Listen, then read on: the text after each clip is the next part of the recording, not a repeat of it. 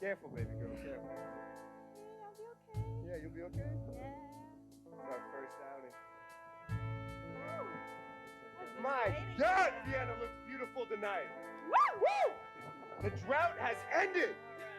Am I right? Let me take your hat, baby girl. Woo! Let's dance, partner. Let's dance. Come here, baby girl. Woo! Some of the finest horses in the city for you tonight. I love you so much, you know that? I love you so much. You know that?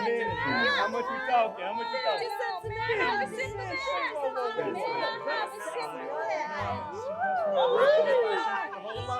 Hey, Lucio, come on. Get over here, partner. Get over here. Get over here, partner. Oh, yes, sir. Yes, sir. We love you, Vienna. More. Give me the one-legged horse. Hey, come here, baby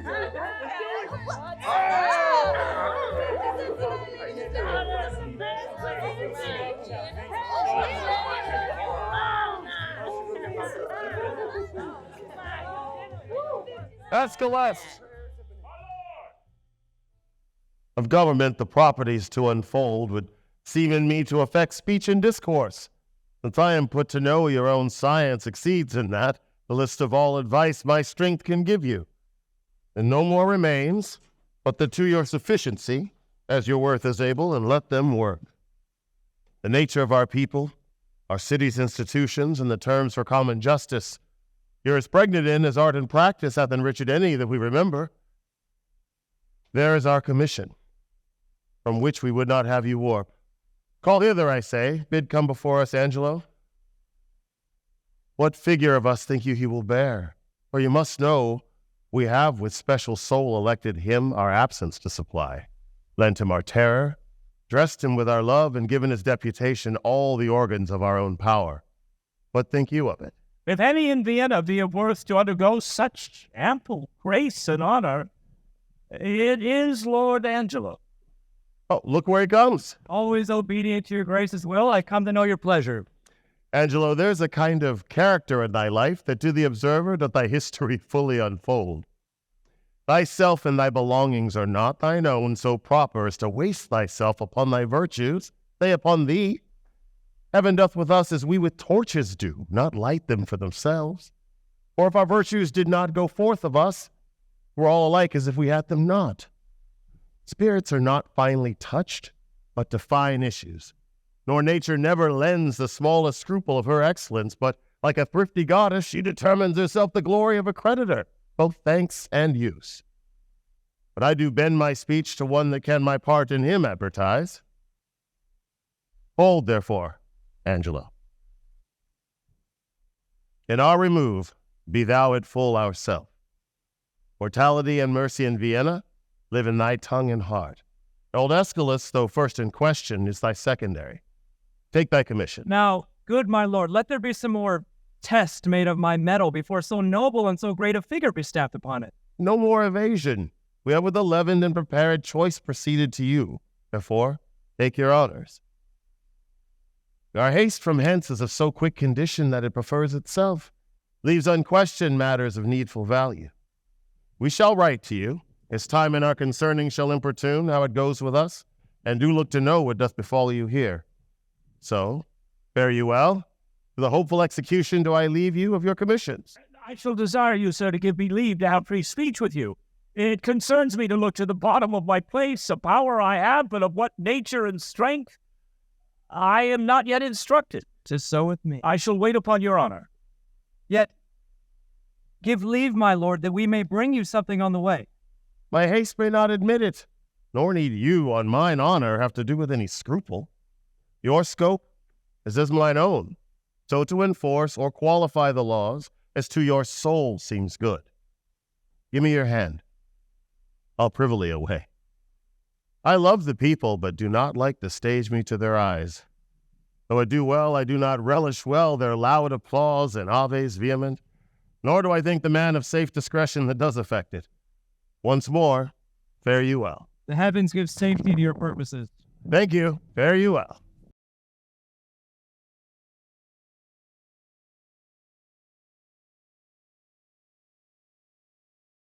dear. There's someone. Oh, and we're not loitering. Let's go. We gotta go. Hey. Okay, What? this is about selling the tobacco. I told you that was Lucio. Wait, Let's Letry. Whoa. Hey, relax, man. Relax. Whoa. Okay, we're gonna figure this out. Mom, we're gonna figure this out. Chill out, bro. We're gonna talk to the baby fleet.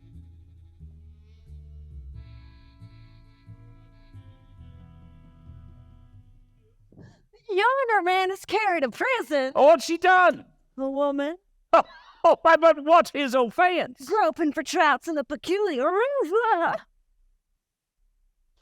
You have not heard the proclamation, have you? Oh, what proclamation, man? All houses in the suburbs of Vienna must be plucked down. Whoa! What shall become of those in the city? They shall stand proceed. They had gone down too, but that a wise burgher put in for them. You mean to say that all our houses of a resort in the suburbs to be pulled down? To the ground, mistress. The change in the Commonwealth indeed? Whatever shall become of me? Come. You're not you. The counselors lack no clients, and though you change your place, you need not change your trade. Courage, I'll be a tapster still. There will be pity taken on you, you that have worn your eyes almost out in the service. Oh, what's to do here, Thomas Sampson? Let's withdraw. Here comes Senor Claudio, led by the provost to prison. There's a murdering Juliet, sir. Why dost thou show me thus to the world? Bear me to prison where I am committed. I do it not in evil disposition, but from Lord Angelo, by special charge. Thus can the demigod authority make us pay down for our offense by weight. The words of heaven, on whom it will, on whom it will not so, yet still 'tis just. Behold! Behold, where mitigation comes! Yeah? I have purchased as many diseases under her roof as come to For what, I pray? judge. That's a $3,000 a year and more. French crime whore. That are always figuring diseases and me, but thou art full of air. I am sad. Nay, not as one would say healthy, but so sound as things that are hollow. The bones are hollow. Impiety has made a feast of thee. How now? Which one of your hips has the most profound sciatica? Well. There's one yonder carried away with 5,000 of you all. Who's that, I pray thee? Mary, sir, it's Claudio, Senor Claudio. Claudio to prison, 'tis not so. No, 'tis so. I saw him arrested, saw him carried away, and wishes more, in 3 days hence, his head to be chopped off. But after all this fooling, I would not have it so. Art thou sure of this? I am too sure of it. It is forgetting Madame Juliana with child. Believe me, this may be. He promised to meet me 2 hours since, and he was ever so precise in promise-keeping. Away, let's go learn the truth of it. Thus, what with the war, what with the sweat, what with the gallows, and what with the poverty, I am custom shrunk. Why? How now, Claudio? Whence comes this restraint? From too much. Liberty, my Lucio. Liberty. As surfeit is the father of much fast, so every scope, by the immoderate use, turns to restraint. Our natures do pursue, like rats that raven down their proper bane, a thirsty evil, and when we drink, we die. If I could speak so wisely under an arrest, I would send for certain of my creditors. And yet to say the truth, I had as lief have the foppery of freedom as the mortality of imprisonment. What's thy offense, Claudio? What but to speak of would offend again. What, is murder? No. Lechery. Call it so. Away, sir, you must go. One word, good friend Lucio, I prithee a word with you. 100 if they'll do you any good.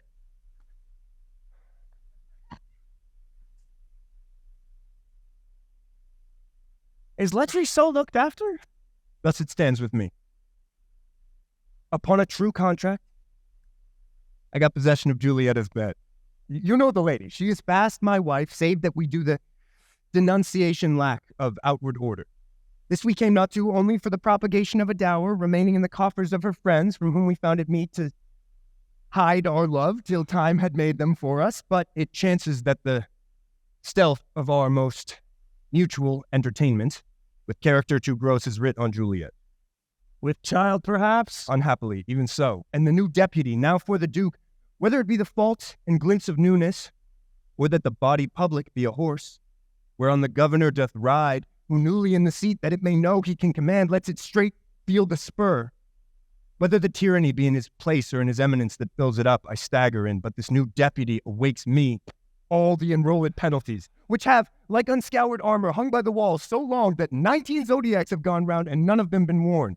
And for a name now puts the drowsy and neglected act freshly on me, 'tis surely for a name. I warrant it is, and thy head stands so tickle on thy shoulders that a milkmaid, if she be in love, should sigh it off. Send for the Duke and appeal to him. I've done so, but he's not to be found. I prithee, Lucio, do me this kind service. This day my sister should the cloister enter and there receive her approbation. Acquaint her with the danger of my state. Implore her, in my voice, that she make friends to the strict deputy. Bid herself assay him. I have great hope in that, for in her youth there is a prone and speechless dialect such as move men. Besides, she hath a prosperous art when she will play with reason and discourse, and well she can persuade. I pray she may, as well for the encouragement of the like, which else would stand under grievous imposition. Yeah. As for the enjoying of thy life, who I would be sorry should thus be lost at a game of tic-tac. I'll to her. Thank thee, good friend Lucio. Within 2 hours. Come, officer, away. No, Holy Father, throw away that thought. I believe not that the dribbling dart of love can pierce a complete bosom. Why desire thee to give me secret harbor hath a purpose more grave and wrinkled than the odds and aims of burning you? Will may your grace speak of it? My holy sir, none better knows than you how I've ever loved the life removed, held an idle price to haunt assemblies where youth and cost-witless bravery keeps. I have, on Lord Angelo, delivered my absolute power and place here in Vienna, and he supposes me traveled to Poland, for so I have strewed it in the common ear, and so it is received. Now, pious sir, you will demand of me why I do this. Gladly, my lord. We have strict statutes, most biting laws, which for this 14 years we have let slip, even like an o'ergrown lion in a cave that goes not out to prey. Now, as fond fathers, having bound up the threatening twigs of birch, only to stick it in their children's sight for terror, not to use, in time the rod more mocked than feared. So our decrees, dead to infliction, to themselves are dead. And liberty plucks justice by the nose. The baby beats the nurse, and quite a thwart goes all to quarrel. I rested in your grace to unloose this tide of justice as you please, and it in you more dreadful would have seemed than Lord Angelo. I do fear too dreadful. 'Twas my fault to give the people scope. Would be my tyranny to strike and gall them for what I bid them do. Therefore, indeed, my father, I have on Angelo imposed the office, who may in the ambush of my name strike home, and yet my nature, never in the fight to do and slander. And to behold his sway, I will as 'twere a brother of your order visit both prince and people. Therefore I prithee supply me with the habit, and instruct me how I may formally in person bear like a true friar. Lord Angelo is precise, stands at a guard with envy, scarce confesses that his blood flows or that his appetite is more to bread than stone. Hence shall we see, if power change purpose, what our seamers be. No farther privileges? Are these not large enough? Yes, truly. I speak not as desiring more, but rather wishing a more strict restraint upon the sisterhood, the voters of St. Clair. Oh, peace be in this place! Whose calls? It is a man's voice. Gentle Isabella, turn you the key and know his business of him.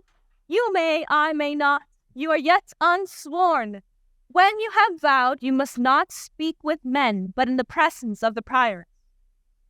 Peace and prosperity, who is that calls? Oh, hail, virgin, if you be, as those cheek roses proclaim you are no less.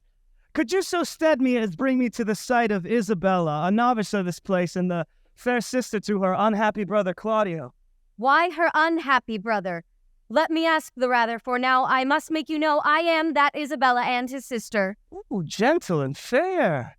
Your brother kindly greets you. Not to be weary with you, he is in prison. Woe me for what? For that which, if I may be his judge, he should receive his punishment and thanks. He had got his friend with child. Sir, make me not your story. Just true. I would not, though 'tis my familiar sin with maidens to seem the lopping and to jest, play with all virgins so. I hold you as a thing enskied and sainted by your renouncement, an immortal spirit, and to be talked with in sincerity, as with a saint. You do blaspheme the good in mocking me. Do not believe it. Eunice in truth 'tis thus. Your brother and his lover have embraced, as those that feed grow full. Even so, her plenteous womb expresseth his full tilth and husbandry. Someone with child by him? She My is. cousin Juliet? She it is. Oh, let him marry her. Well, this is the point. The Duke is very strangely gone from hence, and with full line of his authority governs Lord Angelo, a man whose blood is very snow broth, one who never feels the wanton stings and motions of the sense, but doth rebate and blunt his natural edge with profits of the mind. Study and fast. He to give fear to use, which have for a long run by hideous laws mice by lions, hath picked out an act, under whose heavy sense your brother's life falls into fortune. He arrests him on it, and follows closely the rigor of the statute to make him an example. All hope is gone, unless you have the grace, by your fair prayer, to soften Lord Angelo. And that's my pith of business twixt you and your poor brother. Doth he so seek his life? I've censured him already, and as I hear, the provost has a warrant for his execution. Alas, what poor abilities in me to do him good? Or say the power you have. My power? Alas, I doubt. Our doubts are traitors. Make us lose the good we oft might win by fearing to attempt. Go to Lord Angelo, and let him learn to know, when maidens sue, men give like gods. But when they weep and kneel, all their petitions are as freely theirs as they themselves would owe them. I'll see what I can do. But speedily? I will about it straight. Good sir, adieu. Farewell. We must not make a scarecrow of the law, setting it up to fear the birds of prey, and let it keep one shape till custom make it their perch and not their terror. But let us be keen. Rather cut a little than fall and bruise to death. Alas, this gentleman, I would say, had a most noble father. But let your honor know, whom I believe to be most straight in virtue, that in the workings of your own affections, had time cohered with place or place with wishing, whether you had not at some time in your life erred in this point which you now censure him, and pull the law upon you. 'Tis one thing to be tempted, Escalus, another thing to fall. I not deny the jury passing on the prisoner's life may in the sworn 12 have a thief or two guiltier than him they try. What's open made to justice, that justice seizes. You may not so extenuate his offense, for I've had such faults, but rather tell me, when I that censure him do so offend, let mine own judgment pattern out my death, and nothing come impartial. Sir, he must die. Be it as your wisdom will. Where is the provost? Here, if it like, your honor. See you that Claudio be executed by 9 tomorrow morning. Bring him his confessor, let him be prepared, for that's the utmost of his pilgrimage. Well, heaven forgive him. Forgive us all. Some rise by sin, some by virtue fall. Got you get away now, bro. Don't bring them away. If these be good people in a commonwealth that do nothing but use their abuses in the common houses, I know no law. Bring them away. How now, sir? What's your name and what's the matter? Oh, if it please your honor, I am the poor Duke's constable, and my name is Elbow. I do lean upon justice, sir, and bringing here before your good honor, you notorious benefactors. Benefactors? Well, what benefactors are they? Are they not malefactors? If it please your honor, I know not well what they are, but precise villains they are, that I am sure of, and void of all profanation in the world all good Christians ought to have. What are you, sir? Sir? A tapster, sir, parcel blood, one that serves a bad woman whose house was, as they say, looked down in the suburbs. And now she professes a hot house, which I think is a very ill house, too. How know you that? Married, sir, by my wife, who, if she had been a woman cardinally given, might have been accused of fornication, adultery, and all uncleanliness there. By the woman's fee. Ah, sir, by Mistress Overdone's means. But as she spit in his face, so she departed. Sir, if it please your honor, this is not so. Well, prove it before these varlets here, thou honorable man. Prove it. You fear how he misplaces. Sir, she came in great with child, and long in saving your honor's reverence for stewed prunes. Sir, we had but 2 in the house, which at that very distant time stood, as it were, in a fruit dish, a dish of some 3 pence, The honors have seen such dishes. They're not china dishes, but very fine. Go to, no matter the dish, sir. No, indeed, sir, not of a pen. You are therein in the right.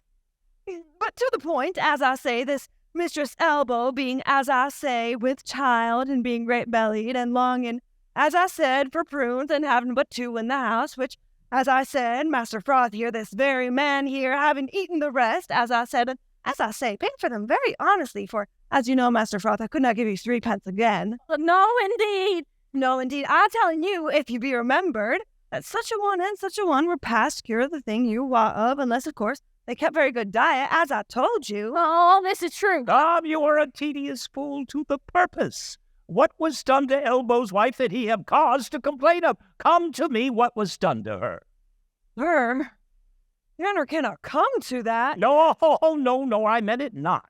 Sir, but your honor shall come to it, by your honor's leave. And I beseech your honor, look into Master Froth here. This man right here, a man of 80 pound a year, whose father died at Hallowmas, was now Hallowmas Master Froth. Oh, hell indeed. Why, very well then. He, sir, sitting, as I say, in a lower chair. 'Twas in the bunch of grapes where indeed you have a delight to sit, have you not? I have so, because it is an open room and good for winter. Wow, very well then. I hope you be truths. This will last out a night in Russia when nights are longest there. I'll take my leave and leave you to the cause, hoping you'll find good cause to whip them all. I think no less. Good morning, your worship. Now, come, sir. What was done to Elbow's wife once more? Once? Sir, was nothing done to her once. I beseech you, sir, ask this man what he did to my wife. Nay, I beseech your honor, ask me. Well, what did the gentleman to her? Your honor, look upon this gentleman's face. Master Froth, look upon his honor, 'tis for a good purpose. Does your honor mark his face? I, sir, very well. Nay, I beseech your honor, mark it. Well, I do so. Does your honor mark any harm in his face? No. I'll be supposed upon a book. His face is the worst thing about him. Good then, if his face be the worst thing about him, how could Master Frost do the constable's wife any harm? I would know that of your honor. She's in the right, constable. What say you? Well, first, and it like you, the house is a respected house, and this man is a respected fellow, and his mistress a respected woman. Sir, by this hand, his wife is a more respected person than any of us all. I was thinking about it. The time has yet come that she were ever respected by any given child. His wife is respected before he married with her. Mary, sir, I thank you for it. What is your worship's pleasure shall I do with this wicked Kate? Well, truly, officer, because he may have some offenses in him, thou couldst find, if thou would continue, let him continue in his courses till we know what they are. Mary, I thank your worship for it. Now seest thou, wicked varlet, what's come upon thee? Thou art to continue now, thou varlet. Thou art to continue. Where were you born, friend? Here in Vienna, sir. Are you a 80 pound a year? Yes, and it please you, sir. So, what trade are you of, sir? A tapster, sir, a poor widow's tapster. Your mistress's name? Mistress Overdone. Has she had any more than one husband? 9, sir. Overdone by the last. 9. Come in, Master Frost. Master Frost, I would not have you acquainted with tapsters. They shall draw you, and you shall hang them. Now get you gone. Let me hear no more of you. Oh, thank your worship. For my own part, I never come into any room in a tap house, but I'm drawn in. Yes, well, no more of it, Master Frost. Farewell. Master Tapster. Come hither. What is your name, Master Tapster? What else? Bum, sir. Well, truly, your bum is the greatest thing about you. Though in the Beasley sense, you are Pompey the Great. Pompey. You are partly a bard, are you not? No, however, so you color it in being a tapster. Now you tell me true. It shall be better for you. Truly, sir, I am a poor fellow that would live. And how would you live, Pompey? By being a bard? Is it a lawful trade? I mean, what do you think of the trade? It's a lawful trade if the law would allow it. But the law will not allow it, nor shall it be allowed in all of Vienna. Does your worship mean to geld and splay all the youths in the city? No, Pompey. Truly, sir, by my poor opinion, they will to it then. If your worship will take order for all the drabs and the knaves, you need not fear the blood. Oh, there are privy orders beginning, I can tell you. It's but heading and hanging. If you had and hang all that offend that way, but for tenure together, you'll be glad to give out a commission for more head. Is this law hold in Vienna for tenure? I'll rent the fairest house in it after 3 pence a day. If you live to see this come to pass, say that Pompey told you so. Thank you, good Pompey. And in requital of your prophecy, hark you. I advise you not to let me find you before me again under any complaint whatsoever. No, not for dwelling where you do. If I do, Pompey, I shall beat you to your tent and prove a shrewd Caesar to you. In plain dealing, I shall have you whipped. So, with this time, Pompey, farewell. I thank your worship for your good counsel. But I shall follow it, as the flesh and fortune shall better determine. Whip me?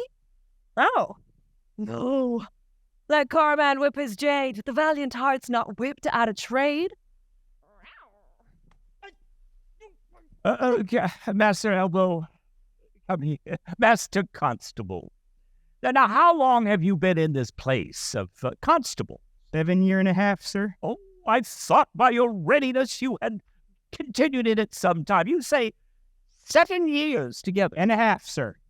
Well, it had given you great pains. No, they do you wrong to put you so oft upon it. Are there not men in your ward sufficient to serve it? Faith, sir, few of any weight in such matters. As they are chosen, they are glad to choose me for them. I do it for some piece of money and go through with all. Well, let you bring me the names of 6 or 7, the most sufficient in your parish. To your worship's house, sir? To my house. Farewell. It grieves me for the death of Claudio. But there is no remedy. Lord Angelo is severe, but 'tis necessary. Mercy is not itself. Pardon is the nurse of second woe. Yet poor Claudio, there is no remedy. Now, what's the matter, Provost? Is it your will Claudio shall die tomorrow? Did I not tell thee, yea? Hast thou not order? Why dost thou ask again? Lest I might be too rash, but under your good correction I have seen when after execution one hath repented o'er his doom. Go to. Let that be mine. Do you your office, or give up your place, and you shall well be spared. I crave your honor's pardon. What should be done, sir, with the groaning Juliet? She's very near her hour. Dispose of her. 'Tis a more fitter place, and that with speed. Here is assist of the man condemned, desires access to you. Hath thee a sister? I, my good lord, a very virtuous young maid, and to be short leave a sisterhood, if not already. Well, let her be admitted. See you the fornicatress be removed. Let her have needful but not lavish means. There shall be order to it. Save your order. Stay a while. You're welcome. What's your will? I'm but a woeful suitor to your honor. Please, but your honor, hear me. Well, what's your suit? There is a vice that most I do abhor, and most desire should meet the blow of justice, for which I would not plead, but that I must, for which I must not plead, but that I am at war twixt will and will not. Well, the matter. I have a brother is condemned to die. I do beseech you, let it be his fault, and not my brother. Condemn the fault, and not the actor of it. Why, every fault's condemned ere it be done. Oh, just but severe law. I had a brother then. Heaven keep your honor. Give it not over so. To him again. Entreat him. Kneel before his gown. You are too cold. If you should need a pin, you could not with more tame a tongue desire it. To him I say. Must he needs die? Maiden, no remedy. Yes. I do think that you might pardon him, and neither heaven nor man grieve at the mercy. I will not do it. But can you, if you would? Look what I will not do, that I cannot do. But might you do it, and do the world no wrong, if so your heart were touched with that remorse as mine is to him? Be sentenced. 'Tis too late. You are too cold. Too late. Why, no, I that do speak a word may call it back again. Well, believe this, no ceremony that to great ones longs, not the king's crown, nor the deputed sword, the marshal's truncheon, nor the judge's robe, become them with one half so good a grace as mercy does. Had he been as you, and you as he, you would have slipped like him. But he like you would not have been so stern. Pray you, be gone. I would to heaven I had your potency, and you were Isabel. Should it then be thus?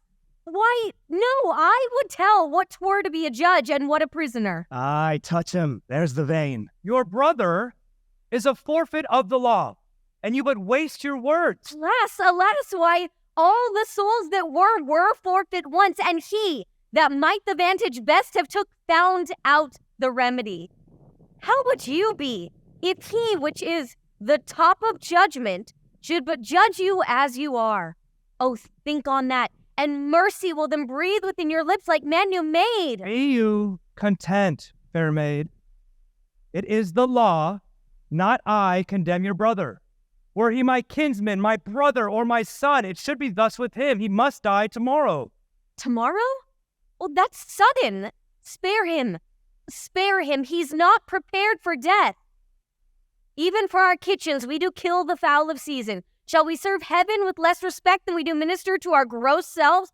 Good, my lord, bethink you. Who is it that hath died for this offense? There's many have committed it. I well said. The law hath not been dead, though it hath slept. Those many had dare not do that evil if the first the edict infringed answered for his deed. Now 'tis awake, takes note of what is done, and like a prophet that looks in a glass and shows what future evil Yes, show some pity. I show it most of all when I show justice, for then I pity those I do not know.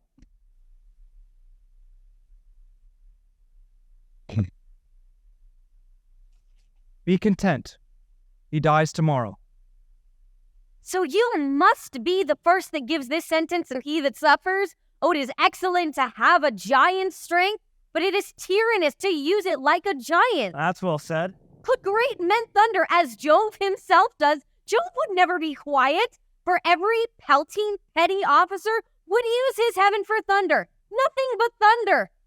Merciful heaven, thou rather with thy sharp and sulphurous bolt splits the unwedgeable and gnarled oak than the soft myrtle.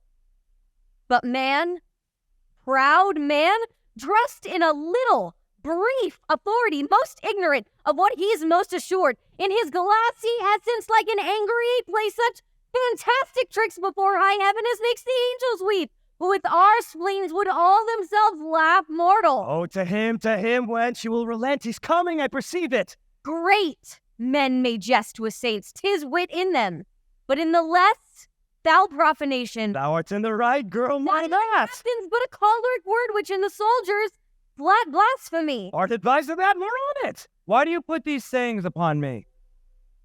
Because authority, though it err like others, hath yet a kind of medicine in itself that skins the vice of the top. Go to your bosom, knock there, and ask your heart what it doth know that's like my brother's fault. If it confess a natural guiltiness such as his, let it not sound a thought upon your tongue against my brother's life. She speaks, and 'tis such sense that my sense breathes with it. Very well. Gentle my lord, turn I will bethink me. Come again tomorrow. Hark, how I'll bribe you. How? Bribe me. Aye, with such gifts that heaven shall share with you. Well, you had marred all else. Not with fond sickles of the tested gold, nor stones whose rate are either rich or poor as fancy values them, but with true prayers that shall be up in heaven and enter there ere sunrise. Prayers from preserved souls, from fasting maids whose minds are dedicate to nothing temporal. Well, come to me tomorrow. Go to. 'Tis well. Away. Heaven keep your honor safe. Amen. At what hour tomorrow shall I Any time forenoon. save your honor? From thee and from thy virtue. What's this? What's this? Is this her fault or mine? The tempter or the tempted? Who sins most? Ha! Not she, nor does she tempt. But it is I that, lying by the violet in the sun, do as the carrion does, not as the flower, corrupt with virtuous season. Can it be that modesty may more betray our sense than woman's lightness? Having waste ground enough, shall we desire to raise the sanctuary and pitch our evils there? Oh, fie, fie, fie. What dost thou, and what art thou, Angelo? Dost thou desire her foully for those things that make her good? Oh, let her brother live. Thieves for their robbery have authority when judges steal themselves. What? Do I love her? That I desire to hear her speak again and feast upon her eyes? What is't I dream on? Oh, cunning enemy, that to catch a saint, with saints does bait thy hook. Most dangerous is that temptation that doth goad us on to sin in loving virtue. Never could this trumpet, with all her double vigor, art, and nature, once stir my temper. But this virtuous maid subdues me quite. Ever till now, when men were fond, I smiled and wondered how.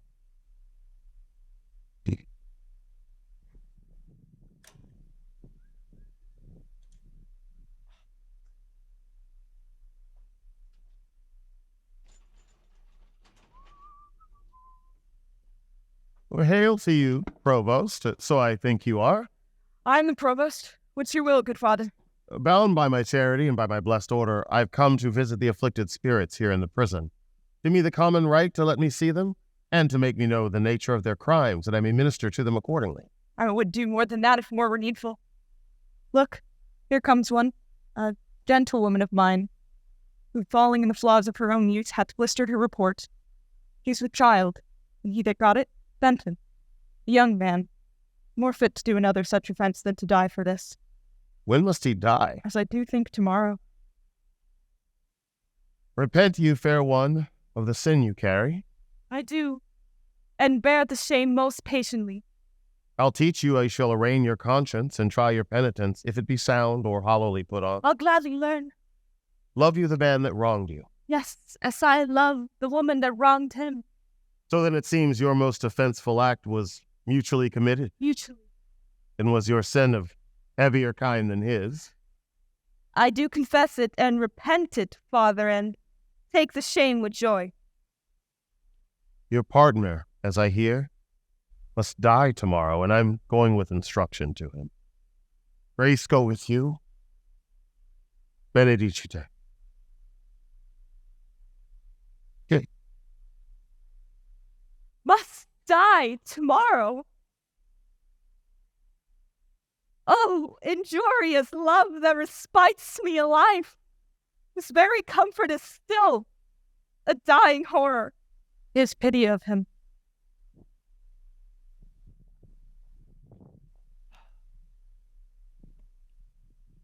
When I pray and think, I think and pray to several subjects.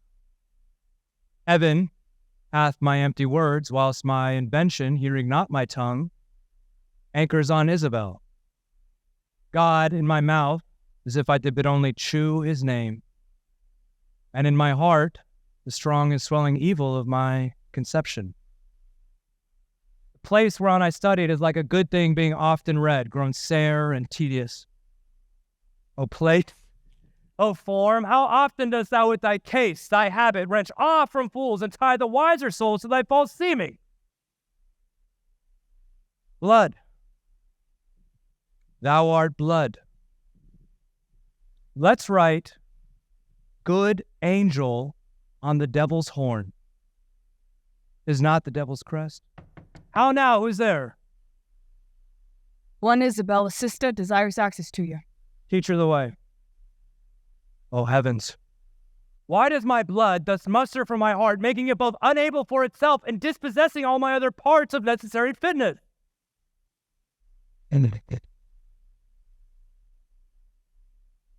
How now, fair maid? I am come to know your pleasure. that you might know it would much better please me than to demand what 'tis. Your brother cannot live. Even so, heaven keep your honor. Yet, he may live a while, and it may be as long as you or I. Yet he must die. Under your sentence? Yea. When, I beseech you, that in his reprieve longer or shorter, he may be so fitted that his soul sicken not. Fie these filthy vices.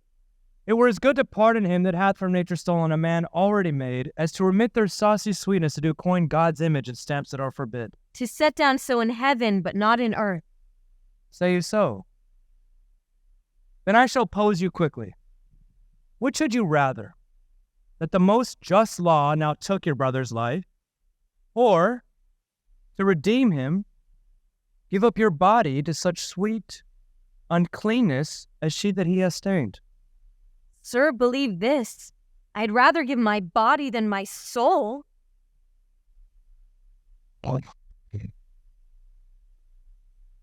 I talk not of your soul. How say you? Nay, I'll not warrant that, for I can speak against the thing I say. Answer to this. I, now the voice of the recorded law, pronounce a sentence on your brother's life. Might there not be some charity in sin to save this brother's life? Please you to do it. I'll take it as a peril to my soul. It is no sin at all, but charity. Please you to do it at peril of your soul, or equal poise of sin and charity. That I do beg his life. If it be sin, heaven let me bear it. You granting of my suit, if that be sin, I'll make it my morn prayer to have it added to the faults of mine, nothing of your answer. Nay, but hear me. Your sense pursues not mine. Either you are ignorant or seem so crafty, and that's not good. To be received plain, I'll speak more gross. Your brother is to die, So, and his offense is so, as it appears, accounted in the law upon that pain. true. Admit no other way to save this brother's life, as I subscribe not that nor any other, but that you, in the loss of question, finding yourself desired of such a person, whose credit with the judge or own great place could fetch your brother from the manacles of the all-binding law, and that there were no earthly mean to save this brother's life, but that either you must lay down the treasures of your body to this supposed, or else to let him suffer. What would you do? As much for my poor brother as myself. That is, were I under the terms of death, the impression of keen whips I'd wear as rubies, and strip myself to death as to a bed that longing have been sick for, ere I'd yield my body up to shame. Then must your brother die. And 'twere the cheaper way. Better it were a brother died at once, than that a sister by redeeming him should die forever. Were not you then as cruel as the sentence you have slandered so? Ignominy in ransom and free pardon are of two houses. Lawful mercy is nothing kin to foul redemption. You seemed of late to make the law a tyrant, and rather prove the sliding of your brother a merriment than a vice. Oh, pardon me, my lord. It all falls out to have what we would have. We speak not what we mean. I something do excuse the thing I hate for his advantage that I dearly love. We are all frail. Else let my brother die. Nay, women are frail too. Aye, as the glasses where they view themselves, which are as easily broke as they make forms. Women, help heaven, men their creation mar in profiting by them, nay, call us 10 times frail, for we are soft as our complexions are, incredulous to false prints. I think it well, and from this testimony of your own sex, since I suppose we are made no stronger than faults may shake our frames, let me be bold. I do arrest your words, be that you are a woman. If you be more, you're none. If you be one, as you are well expressed by all external warrants, Show it now by putting on the destined livery. I have no tongue but one. Gentle my lord, let me entreat you to speak the former language. Plainly conceive, I love you. My brother did love Juliet, and you tell me he shall die for He it. shall not, Isabel, if you give me love. I know your virtue hath a license in it that seems a little fouler than it is to pluck on others. Leave me. On mine honor, my words express my purpose. Little honor to be much believed, and most pernicious purpose. Seeming, I'll proclaim the Angelo, look for it. Sign me a present pardon for my brother, or with an outstretched throat, I'll tell the world aloud what man thou art. Who will believe thee, Isabel? My unsoiled name, the austereness of my life, my vouch against you, and my place in the state will sow your accusation overweight, that you shall stifle in your own report and smell of calumny.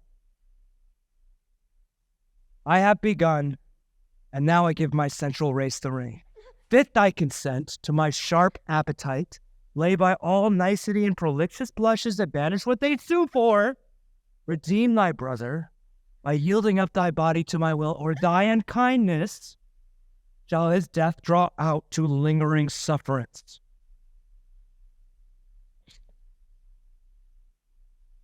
Answer me tomorrow, or by the affection that now guides me most, I'll prove a tyrant to him.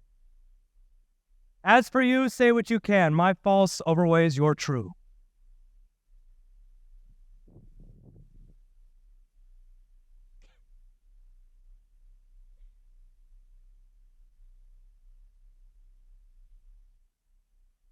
To whom should I complain? Did I tell this?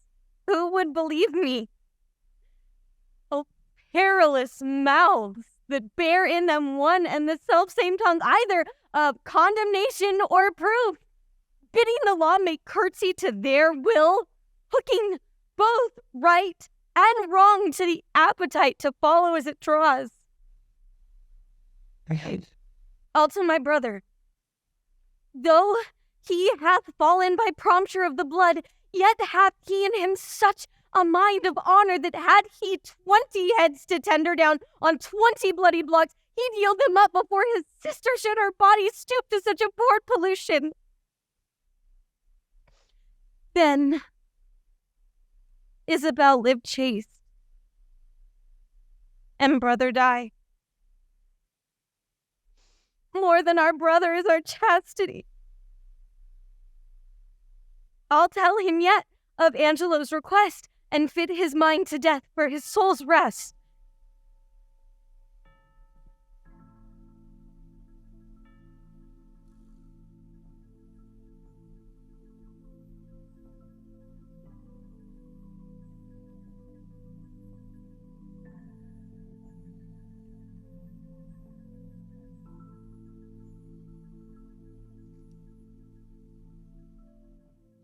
So you hope of pardon from Lord Angelo? The miserable have no other medicine but only hope. I have hope to live and am prepared to die. Be absolute for death. Either death or life shall thereby be the sweeter. Reason thus with life. If I do lose thee, I do lose a thing that none but fools would keep. Breath thou art, servile to all the sky influences that doth this habitation where thou keep'st hourly afflict. Merely thou art death's fool. For him thou laborest by thy flight to shun, and yet runnest toward him still. Thou art not noble, for all the accommodations that thou bearest are nursed by baseness. Thou art by no means valiant, for thou dost fear the soft and tender fork of a poor worm. Thy best of rest is sleep, and that thou oft provokes, yet grossly fearest thy death, which is no more. Thou art not thyself. Thou exist on many 1,000 grains that issue out of dust. If thou art rich, thou art poor. For like an ass whose back with ingots bows, thou bearest thy heavy riches but a journey, and death unloads thee. Friend, hast thou none? For thine own bowels which do call thee sire, the mere effusion of thy proper loins do curse the gout, Serpigo in the ruin, for ending thee no sooner. What's yet in this that bears the name of life? Yet in this life lie hid more thousand deaths. Yet death we fear, that makes these odds all even. Thank you. So to live, I find I seek to die. And seeking death, find life. Let it come on. What ho! Peace here, grace and good company. Who's there? Come in. The wish deserves a welcome. Here, sir, ere long I'll visit you again. Most holy sir, I thank you. My business is a word or two with Claudio. And very welcome. Look, senor, here's your sister. Provost, a word with you. As mine as you please. Bring me to hear them speak where I may be concealed.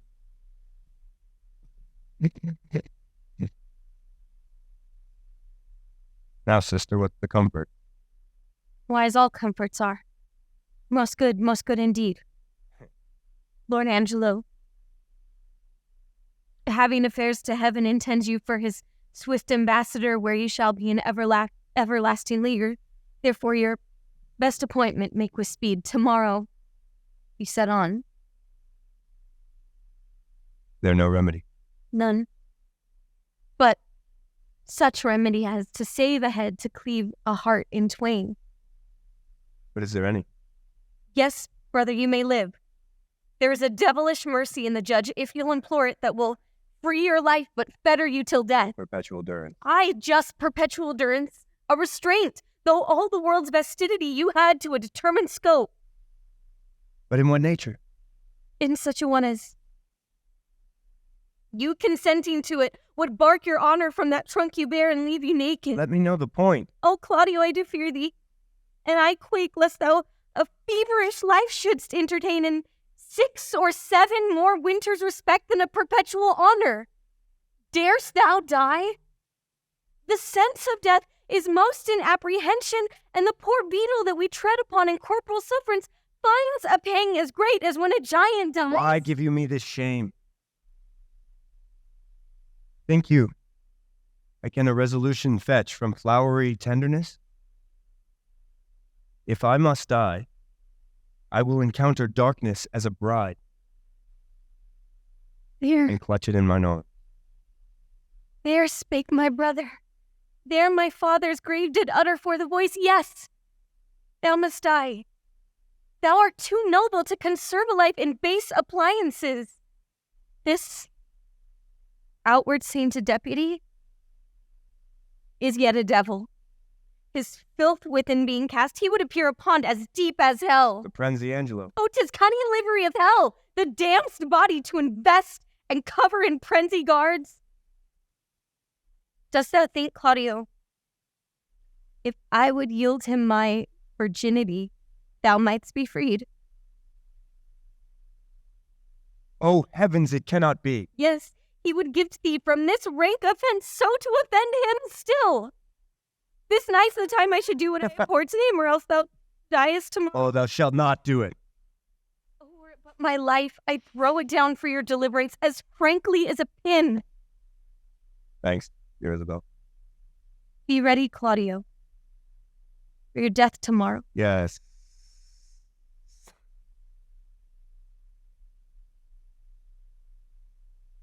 I see affections in him that thus can make him bite the law by the nose when he would force it.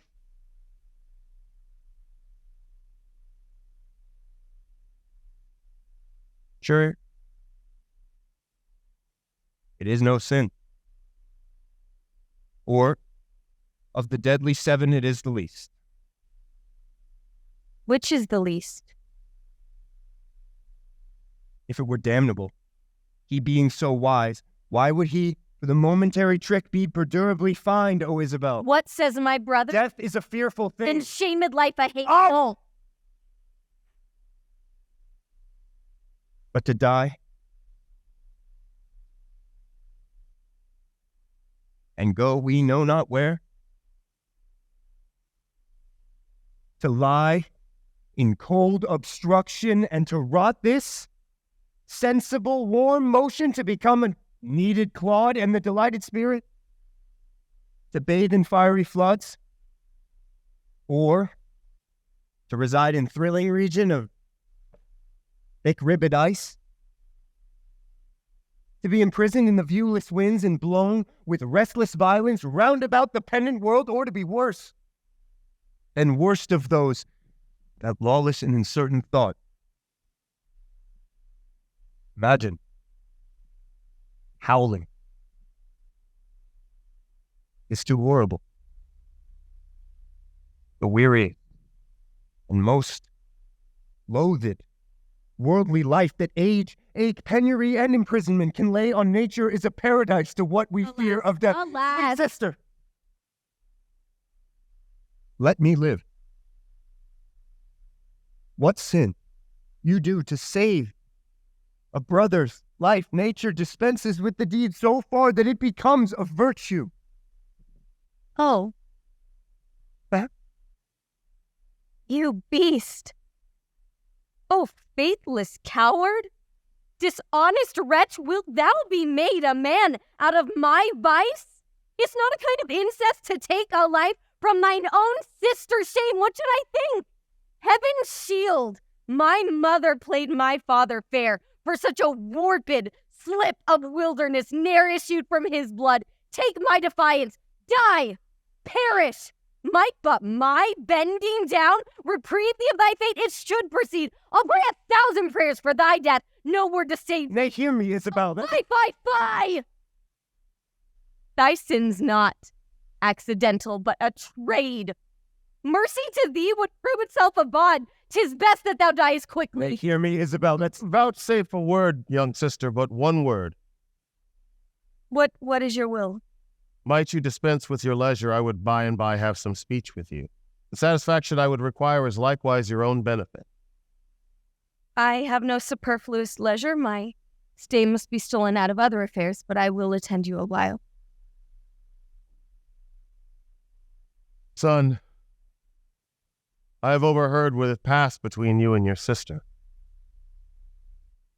Angelo had never the purpose to corrupt her. Only he hath made an essay of her virtue to practice his judgment with the disposition of nature. She, having the truth of honor in her, hath made him that gracious denial which he is most glad to receive. I am confessor to Lord Angelo, and I know this to be true. Therefore prepare yourself to death. Do not satisfy your resolution with hopes that are fallible. Tomorrow you must die. Go to your knees and make ready. Let me crave my sister pardon. I'm so out of love with life that I will sue to be rid of it. Hold you there. Farewell. The hand that hath made you fair hath made you good. The goodness that is cheap in beauty makes beauty brief in goodness, but grace being the soul of your complexion shall keep the body of it ever fair.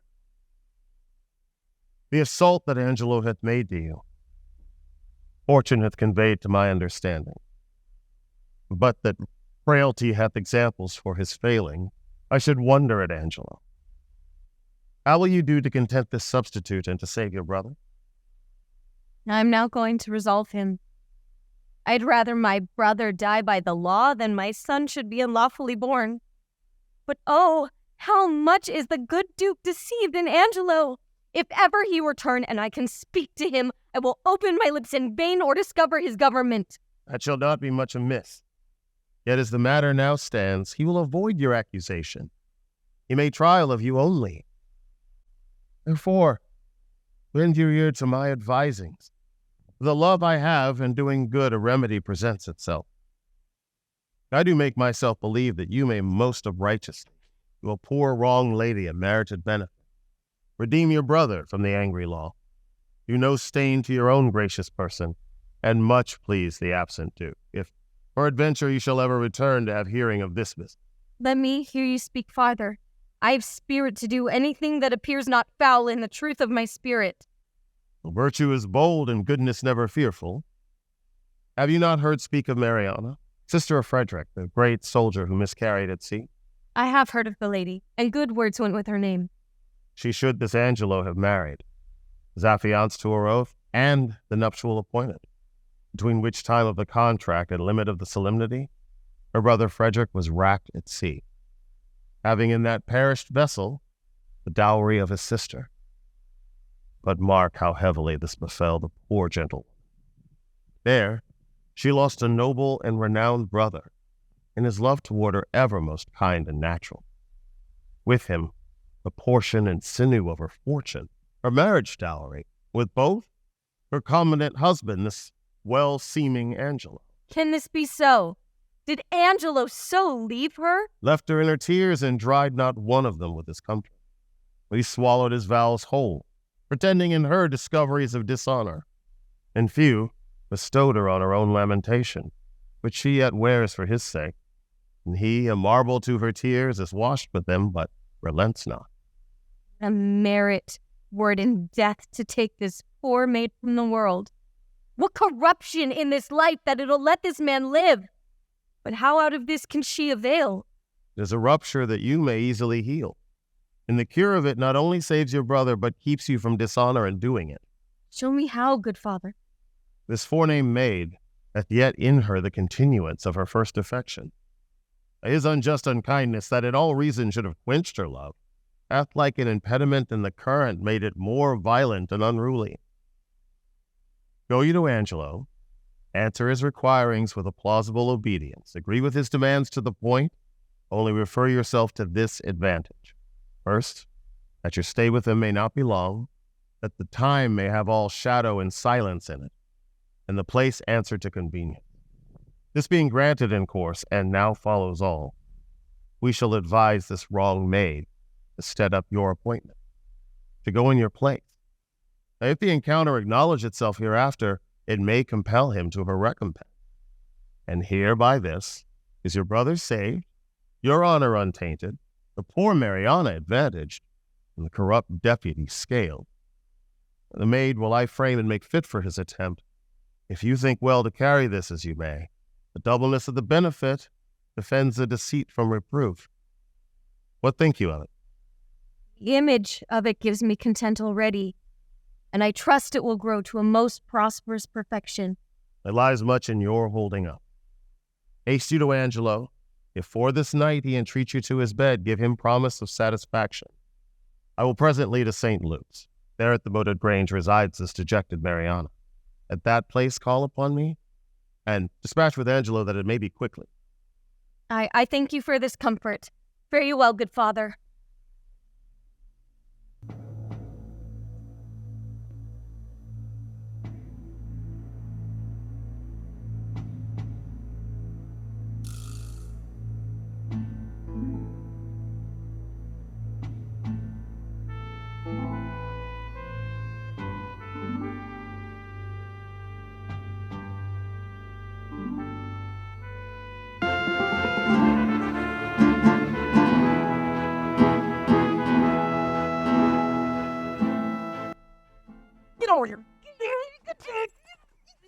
There ain't no remedies for it, but as you will need bond sell men and women like this, we shall have the whole place brown and white bastards. Oh heavens, what stuff is here? There's never a merry world since of 2 usuries the merriest was put down and the worst are allowed by order of law for a gown to keep it warm. I'm your waster.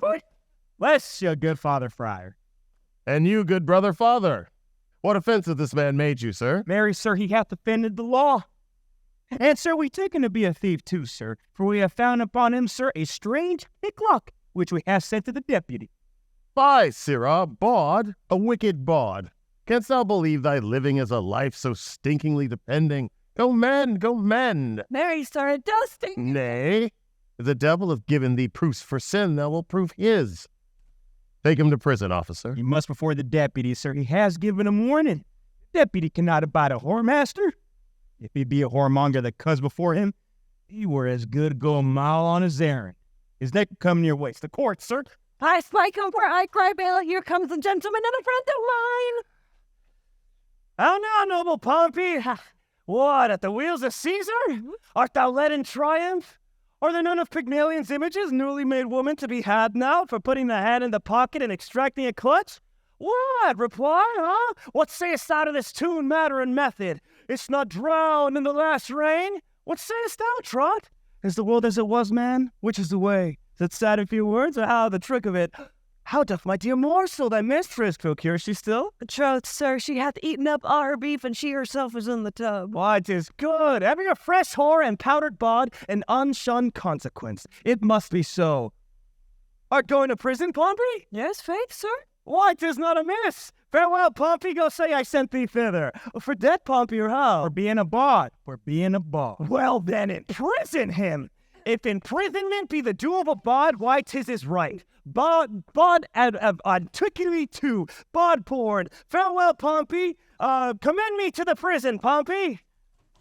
I hope, sir, your good worship will be my bail. No, indeed will I not. I will pray, Pompey, to increase your bondage if you are not taken patiently, while your mettle is the more. Adieu, trusty Pompey. Bless you, friar. And you?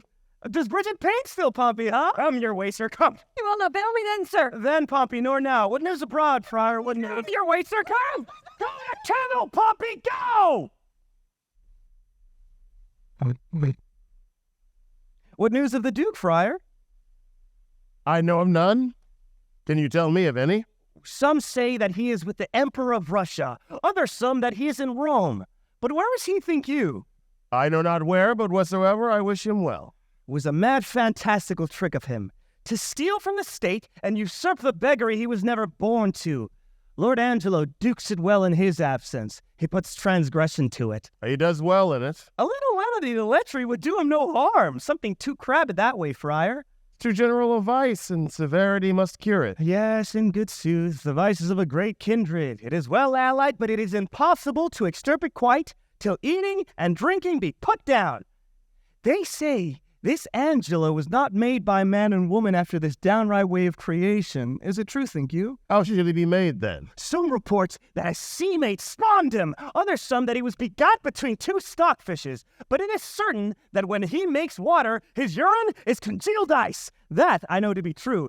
And he is a motion generative. That's infallible. You are pleasant, sir, and speak apace. Well, what a ruthless thing is this in him. For the rebellion of a codpiece to take away the life of a man? Would the Duke that is absent have done this? Ere he would have hanged a man for getting 100 bastards, he would have paid the nursing 1,000. He knew the service, and that instructed him to mercy. I never knew the absent Duke to be much detected for women. He was not inclined that way. Oh, sir, you are deceived. 'Tis not possible. Who, not the Duke? Yes, he would be drunk too, that let me inform you. You do him wrong, surely. Sir, I was an inward of his. A shy fellow was the Duke, and I believe I know the cause of his withdrawal. But what, I prithee, might be the cause? Pardon, no. 'Cause a secret must be kept between the teeth and the lips. But this I can let you understand. The greater file of the subject held the Duke to be wise.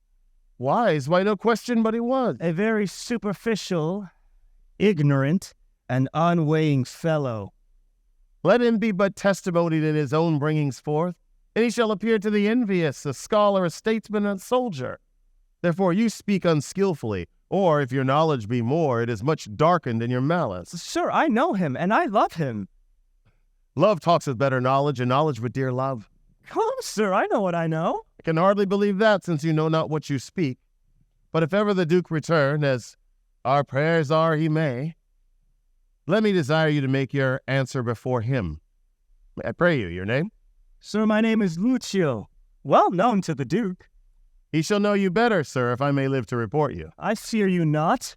Oh, you hope the Duke will return no more, or you imagine me too unhurtful and opposite. But indeed I can do you little harm. You'll forswear this again. I'll be hanged first. Thou art deceived in me, friar, but no more of this. Canst thou tell if Claudio die tomorrow or no? Why should he die, sir? Why? For filling a bottle with a tundish. I would the Duke we talk of were returned again. This ungenitored agent will unpeople the province with continency. Sparrows must not build in his house eaves. The Duke would have dark deeds darkly answered. He would never bring them to light where he returned again. Mary, this Claudio is condemned for untrussing. Farewell, good friar. I prithee pray for me. The Duke, I say to thee again, would eat mutton on Fridays. He's now past it yet, and I say to thee, he would mouth with a beggar, though she smelt of brown bread and garlic. Say that I said so. Farewell. Yeah. No, good. Away with her to prison. Oh, be good to me, my lord. You're accounted a merciful man, oh Lord. Double in trouble, admonition, and still forfeit in the same kind. This would make mercy swear and play the tyrant. You are a bond of 11 years confinement. Good son, this is Lucio's information about me. Mistress came keep down, had a child by him in the Duke's time. Oh, that child is now a year and a quarter old. Come Philip and Jacob, and I have kept him myself. And you see how he goes about to abuse me. Now Lucio is a fellow of much license. Let him be called before us. Go away with her to Brothel. No, my lord. Lucio, yes, on swagler. No might nor greatness in mortality can censor scape. Back-wounding calumny the whitest virtue strikes. What king so strong can tie the gall up in a slanderous tongue? But who comes here? Provost. My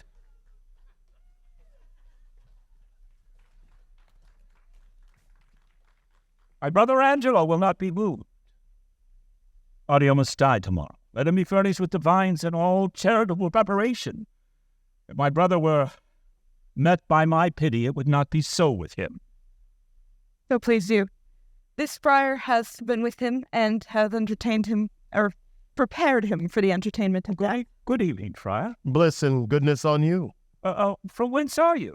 Not of this country, though my chance is now to use it for my time. I'm a brother of gracious order, late come from the sea, in special business from his holiness. What news abroad in the world? Well, the news is old enough, yet it is every day's news. I pray you tell me, of what disposition was the Duke? Above all other strifes contented, especially to know himself. What pleasures was he given to? Rather rejoicing to see another marry than marry at anything that would make him rejoice, a man of all temperance and gentleman. But leave we him to his events, with a prayer they may prove prosperous, and desire me to know how you have found Claudio prepared, for I have been lent to know that you have paid him visitation. He professes to have received no sinister measure from his judge, but willingly humbles himself to the determination of justice, and now is he resolved to die. I shall visit the prisoner.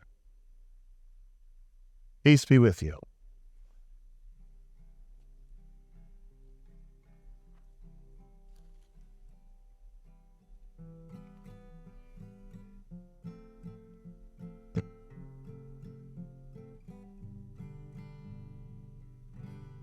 Take those lips on, lay that so sweetly with a sword, and those eyes, the break of day, likes that to mislead the warm, but my kisses, bring again, seals of wall, but sealed in vain, sealed in vain. Break up thy song and haste thee quick away. Here comes a man of comfort, whose advice hath often stilled my brawling discontent. I cry you mercy, sir, and well could wish you had not found me here so musical. Let me excuse me and believe me so my mirth it much displeased, but pleased my woe. Oh, 'tis good, though music oft hath such a charm to make bad good and good provoke to harm. I pray you tell me, hath anybody inquired for me here today? Much upon this time have I promised here to meet. You've not been inquired after. I have sat here all morning. I do constantly believe you. Time is even now. I shall crave your forbearance a little. Maybe I will call upon you anon for some advantage to yourself. I am always bound to you. Very well met and welcome. What is the news from this good deputy? He hath a garden circummured with brick. There have I made my promise upon the heavy middle of the night to call upon him. Shall you on your knowledge find this way? He did show me the way twice o'er, and that I have possessed him my most stay can be but brief, for I have made him know I have a servant comes with me along that stays upon me, whose persuasion is I come about my brother. 'Tis well borne up. I have not yet made known a word of this to Mariana. Come forth. I pray you, be acquainted with this maid. She comes to do you good. I do desire the like. Do you persuade yourself that I respect you? Good friar, I know it and have found it. Take then this your companion by the hand, who hath a story ready for your ear. I shall attend your leisure, but make haste. The vaporous night approaches. Will it please you walk aside? Oh, place and greatness. Millions of false eyes are stuck upon me. Volumes of report run with these false, and most contrarious quest upon my doing. 1,000 scapes of wit make me the father of their idle dream and rack me in their fantasies. Welcome. How agreed? She'll take the enterprise upon her, father, if you advise it. It is not my consent, but my entreaty, too. Little have you to say when you depart from him, but soft and low, remember now my brother. Fear me not. Nor, gentle daughter, fear you not at all. He is your husband on a pre-contract. To bring you thus together, 'tis no sin. Sit that the justice of your title to him doth flourish the deceit. Come, let us go, our corns to reap, for yet our tithes to sow.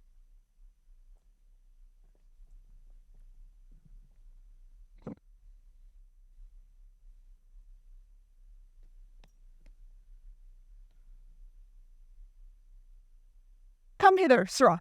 I shall come when I am properly attired. You have a question for me? Sirrah, can you cut off a man's head?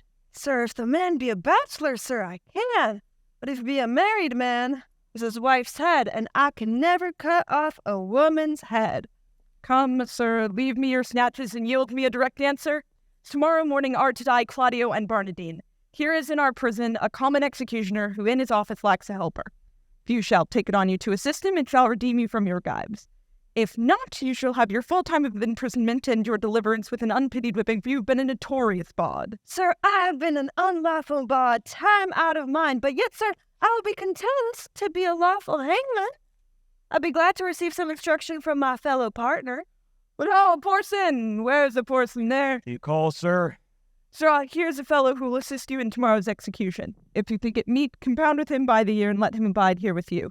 If not, use him for the present and dismiss him. He cannot plead his estimation with you. He hath been a bawd. A bawd, sir? Fie upon him. He will discredit our mystery. Go to, sir, you weigh equally. A feather will turn the scale. Sir, by your good favor surely, sir, a good favor you have, but that you have a hanging look. Do you call, sir, your occupation a mystery? Sir, a mystery? Painting, I have heard say, is a mystery. And your whores using painting, being members of my occupation, do prove my occupation a mystery. What mystery there should be in hanging? If I should be hanged, I cannot imagine. Sir, it is a mystery. Proof? Every true man's apparel fits your thief. If it be too little for your thief, your true man thinks it big enough. If it be too big for your thief thinks it little enough. So every true man's apparel fits your thief. Are you agreed?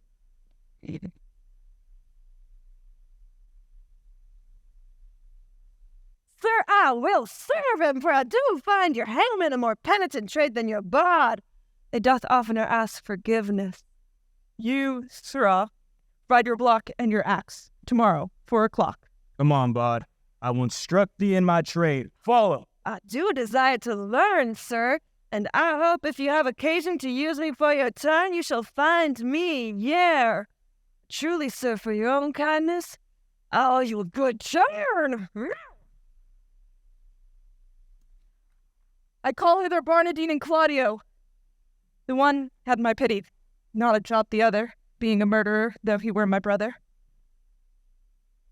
Look, here's the warrant, Claudio, for thy deaths.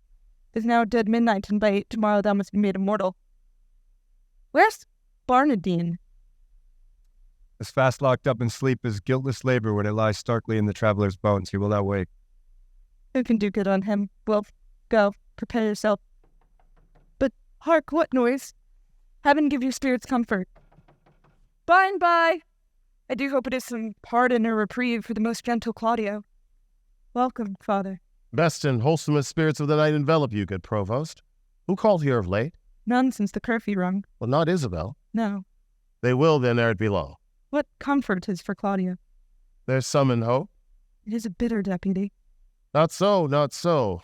Were he mealed with that which he corrects, then were he tyrannous. But this being so, he's just. There he must stay until an officer arrives to let him in. He is called up. Have you no counterman for Claudio yet, but he must die tomorrow? None, sir, none. Near the dawning, provost, as it is, you shall hear more ere morning. Happily, you something know, yet I believe there comes no countermand. No such example have we. Besides, upon the very siege of justice, Lord Angelo hath to the public ear professed the contrary. Now are they come.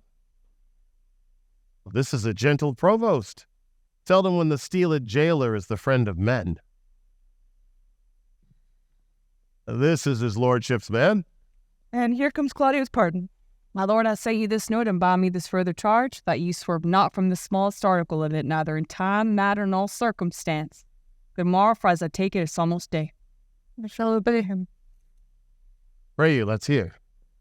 Whatsoever you may hear to the contrary, let Claudio be executed by 4 of the clock, and in the afternoon Barnardine. For my better satisfaction, let me have Claudio's head sent me by 5. Let this be duly performed with the thought that more depends on it than we must yet deliver. Thus fail not to do your office, as you will answer it at your peril. What say you to this, sir? What is that Barnardine, who is to be executed in the afternoon? A Bohemian born, but here nursed up and bred, one that is a prisoner 9 years old. How came it that the absent duke had not either delivered him to his liberty or executed him? His friends still wrought reprieves for him, and indeed his facts. Till now, in the government of Lord Angelo, there came not an undoubtful proof. It is now apparent. Most manifest and not denied by himself. Hath he borne himself penitently in prison? How seems he to be touched? A man who apprehends death no more dreadfully than as a drunken sleep. Reckless, careless, and fearless of what's past, present, or yet to come. Insensible of morality and desperately mortal. He wants advice. He will have none. He hath evermore had the liberty of the prison. Give him leave to escape hence he would not. Drunk many times a day, and not many days entirely drunk. We've very oft wakened him as if to carry him off to execution, and shown him a seeming warrant for it. Hast not moved him at all. More of him anon. There is written in your brow, provost, honesty and constancy. If I read it not truly, my ancient skill beguiles me. But in the boldness of my cunning I will lay myself in hazard. Claudio, whom here you have warrant to execute, is no greater forfeit to the law than Angelo, who hath sentenced him. To make you see this in a manifest effect, I require but 4 days' respite, for the which you are to do me both a present and a dangerous courtesy. Pray, sir, and what? In the delaying death. Alack, how can I? Having the hour limited and an express command under penalty to deliver its head in the view of Angelo? By the vow of mine order, I warrant you, if my instructions may be your guide. Let this Barnardine be this morning executed, and his head borne to Angelo. Angelo hath seen them both, and will discover the favor. Oh, death's a great disguiser, and you may add to it. Shave the head, tie the beard, and say it was the desire of the penitent to be buried before his death. You know the course is common. If anything fall to you upon this, I will plead against it with my life. Pardon me, good father, it is against my oath. Were you sworn to the duke or to the deputy? To him and to his substitute. You will think you have made no offense if the duke avouch the justice of your dealing? What likelihood is there in that? Not a resemblance, but a certainty. Yet, since I see you fearful that neither my coat, integrity, nor persuasion can with ease attempt you, I will go further than I meant to pluck all fears out of you. Look you, sir. Here is the hand and seal of the duke. You know the character, I doubt not, and the signet is not strange to you. I know them both. The contents of this is the return of the duke. You shall anon overread it at your leisure, for you will find within these 4 days, these 2 days, he will be here. Now this is a thing Angelo knows not, for he this very day receives letters of strange tenor. Look, The unfolding star calls up the shepherd. Look not at amazement how these things should be. All difficulties are but easy when they are known. Call up your executioner, and off with Barnardine's head. I'll give him present shrift and advise him for a better place. Yet you are amazed, but this shall absolutely resolve you. But come away, it's almost cleared up. I am as well acquainted here as I was in our old house of profession. One would think her Mistress Overdone's own house, for here be many of her old customers. First, there's one young Master Rash. He's in for a commodity of brown paper and all ginger. Then, have we here young Dizzy, young Master Deepvow, Master Copperspur, Master Starlackey, the rapier and dagger man. Then have we here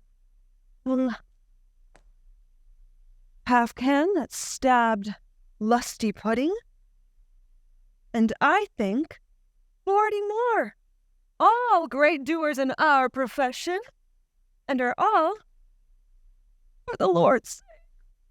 Hurrah! Bring Barnardine hither. Master Barnardine! You must arise and be home, Master Barnardine! Oh no, Barnardine! ¡Viruela pa' tu garganta! ¿Quién puñetas está haciendo ruido? Master Barnardine? Is your friend the hangman, Master Barnardine? You must be so good, Master Barnardine, as to arise and be put to death. Ay, coge pa' allá. Tengo sueño. Tell him he must awaken that quickly too. Master Barnardine, arise till you are executed and sleep afterwards. Go into him and fetch him out. He is coming, sir. He is coming. I hear his straw rustle. Is the axe upon the block, sirrah? Very ready, sir. ¡Qué amor, son! ¿Qué noticias me tiene? Truly, sir, I would desire you to clap into your prayer. We're looking now. The warrant's come. Cabrón, yo me pasé bebiendo toda la noche. Yo no voy a hacer eso. All the better, sir. He that drinks all night and is hanged betimes in the morning sleeps all the sounder the next day. Looky now. Here comes your ghostly father. Do we just now think you? Sir, induced by my charity and hearing how hastily you are to depart, I am come to advise you, comfort you, and pray with... Yo no. Yo me pasé bebiendo toda la noche y a mí me van a dar más tiempo para prepararme o me van a tener que sacar de la celda a puños. Yo no voy a morir hoy. Eso es todo. Oh, sir, you must. And therefore I entreat you to look forward on the journey you shall go. Que yo no voy a morir, no importa quién me lo diga. No, but hear you... ¡Cállate! Si quieres hablar conmigo, pasa por la celda. Que de aquí yo no voy a salir. Unfit to live or die. Oh, gravel heart. After him, fellows. Bring him to the block. Now, sir, how do you find the prisoner? A creature unfit, unmeet for death? And to transport him in the mind he is were damnable. Here in the prison, father, there died this morning of a cruel fever one Ragazine, a notorious pirate, a man of Claudio's years, his hair and head just of his color. What if we do omit this retrobate till he were well inclined and satisfy the deputy with the visage of Ragazine, more like to Claudio? It is an accident that heaven provides. Let this be done. Put them in secret holds, both Barnardine and Claudio. I'm your free dependent. Now will I write letters to Angelo. Provost he shall bear them, which shall witness to him that I am near at home, and that by great injunctions I am bound to enter publicly. Here is the head. I will carry it myself. Convenient is it. Make a swift return, for I would speak with you of such things that want no ear but yours. I'll make all speed. What ho! He's here. The tongue of Isabel. She's come to know if yet her brother's pardon be come hither. But I will keep her ignorant of her good, to make her heavenly comforts of despair when it is least expected. Ho, by your leave. Morning to you, fair and gracious daughter. The better given me by so holy a man. Hath yet the deputy sent my brother's pardon? He hath released him, Isabel, from the world. His head is off and sent to Angelo. Nay, but it is not so. It is no other. Show your wisdom, daughter, and your close patient. Oh, I will to him and pluck out his eyes. He shall not be admitted to his sight. Unhappy Claudio, wretched Isabel, injurious world, most damned Angelo. This nor hurts him nor profits you a jot. Forbear it, therefore. Give your cause to heaven. Mark what I say, which you shall find by every syllable of faithful verity. The Duke comes home tomorrow. Nay, dry your eyes. One of our convent and his confessor gives me this instance. Already he hath sent word to Angelo and Escalus, who do prepare to meet him at the gates, there to give up their power. If you can, pace your wisdom in that good path I would wish it go, and you shall have your bosom on this wretch. Grace of the Duke, revenges to your heart, and general honor. I am directed by you. This letter, then, to Friar Peter give, is that he sent me of the Duke's return. Say by this token, I desire his company at Mariana's house tonight. Her cause and yours I'll perfect him withal, and he shall bring you before the Duke, and to the head of Angelo accuse him home and home. And for my poor self, I am combined by a sacred vow and must be absent. Wend you with this letter. Command these fretting waters from your eyes with a light heart. Trust not my order if I pervert your course. Who comes here? Good evening, Friar. Where's the provost? Not within, sir. Oh, pretty Isabella. Pale at mine heart to see thine eyes so red. I must be patient. I am fain to dine with water and bran, when fruitful meal would set me to it. But they say the Duke will be here tomorrow. By my troth, Isabel, I love thy brother. The old fantastical Duke of Dark Corners were at home. He'd had lived.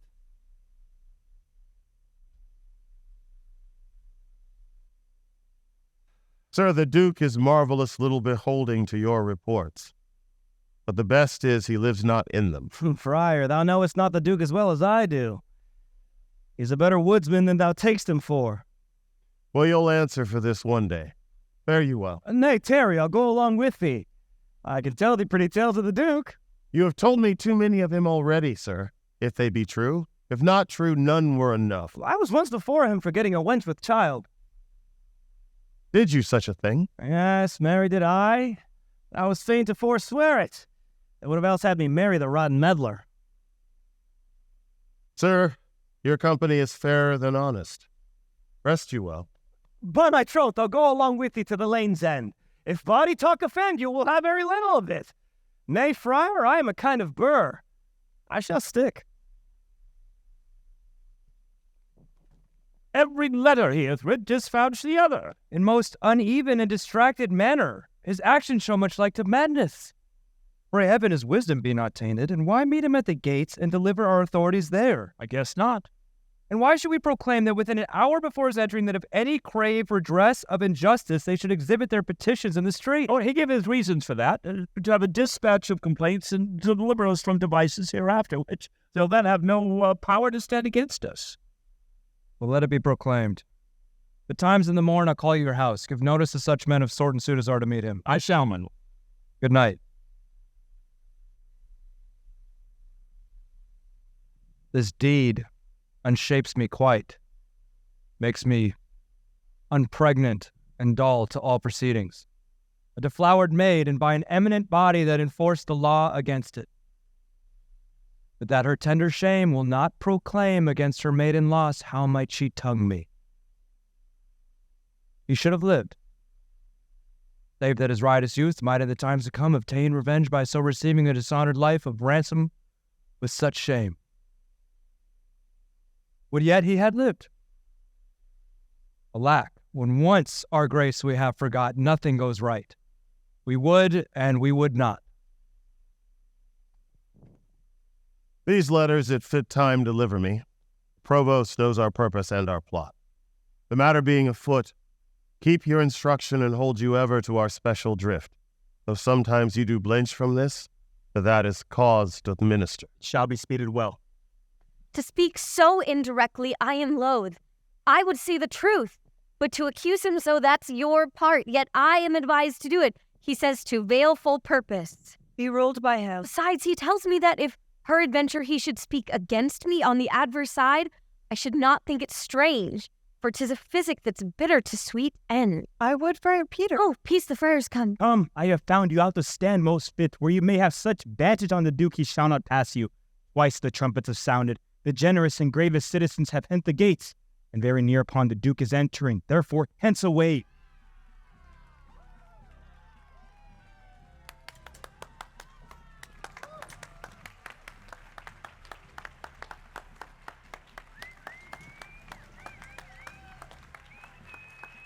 My well-warranted cousin. Good to see you. My old and faithful friend, we are happy to see you. Praise be to your royal grace. Praise be to your royal grace. Many and hearty greetings to you both. We have made inquiry of you, and we hear such goodness of your justice that our soul could not but yield you forth to public thanks for running more requital. You make our bonds still greater. Your desert speaks loud. Give me your hand, and let the subjects see to make them know that outward fancies would fain proclaim favors that keep within. Come, Escalus. You must walk by us on our other hand, and good supporters are you. Now is your time to speak loud and kneel before him. Justice, O royal Duke! Veil your regard upon a wronged.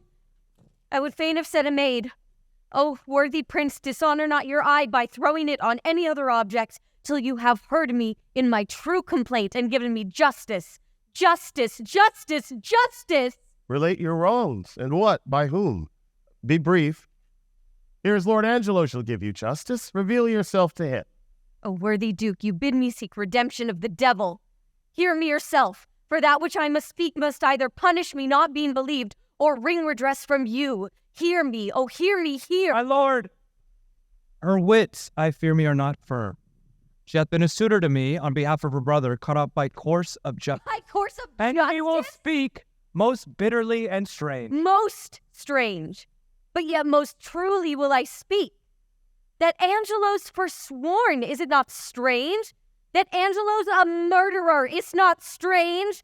That Angelo's an adulterous thief and hypocrite, a virgin violator, is not strange and strange? Nay, it is 10 times strange. It is not true, or he is Angelo. Then all this is as true as it is strange. Nay, it is 10 times true, for truth is truth, to the end of reckoning. Away with her, poor soul. She speaks this in the infirmity of sense. Oh, Prince, I conjure thee, neglect me not with that opinion that I am touched with madness. Make not impossible that which but seems unlike. 'Tis not impossible, but one, the wickedest caitiff on the ground, may seem as shy, as grave, as just, as absolute as Angelo. Even so may Angelo in all its dressings, characters, titles, forms, be an arch villain. By mine honesty, if she be mad, as I believe no other, her madness hath the oddest frame of sense. Such a dependency of thing on thing as e'er I heard in madness. What would you say?